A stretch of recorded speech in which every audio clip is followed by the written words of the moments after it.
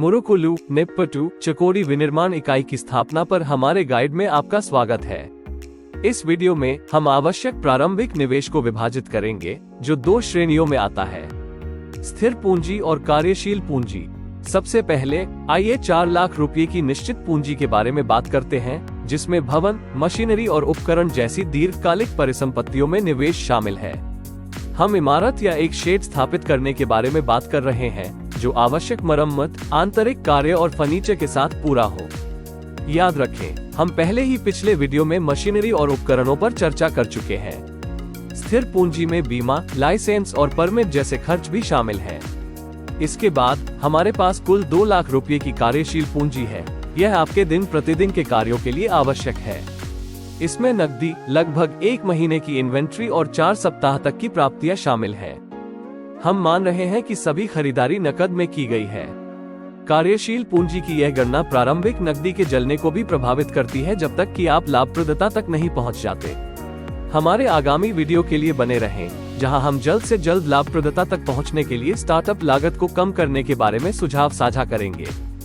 तो आपकी मुरुकुलु निप्पटू चाकोरी निर्माण इकाई के लिए कुल पूंजी निवेश 6 लाख रुपए है।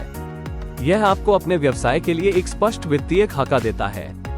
कृपया ध्यान दें कि प्रतिदिन 95 किलोग्राम क्षमता व्यवसाय स्थापित करने के लिए 6 लाख रुपए की पूंजी की आवश्यकता होती है। ये समझना उतना ही महत्वपूर्ण है जितना कि यह जानना कि आपको इसकी कितनी आवश्यकता है। स्थिर पूंजी और कार्यशील पूंजी की अलग अलग भूमिकाएं हैं, इसलिए उनके स्रोत अलग अलग होने चाहिए। स्थिर पूंजी उन परिसंपत्तियों में निवेश की जाती है जो आपके व्यवसाय में लंबे समय तक रहती है, जैसे कि संयंत्र और मशीनरी। इसे फिक्स्ड कहा जाता है क्योंकि यह जल्दी से नकदी में परिवर्तित नहीं होता है।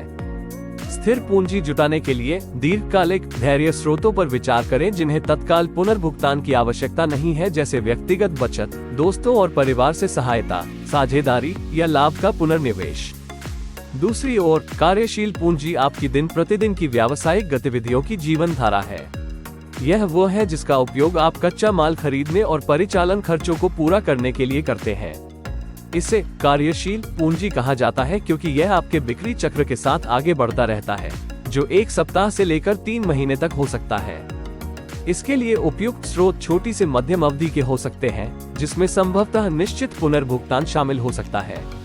विकल्पों में कम ब्याज दरों पर बैंकों से सामुदायिक संस्थान ऋण या ओवरड्राफ्ट और नकद ऋण सुविधाएं शामिल हैं। इस वित्तीय योजना रणनीति के साथ आप एक सफल चकना विनिर्माण इकाई स्थापित करने की राह पर हैं।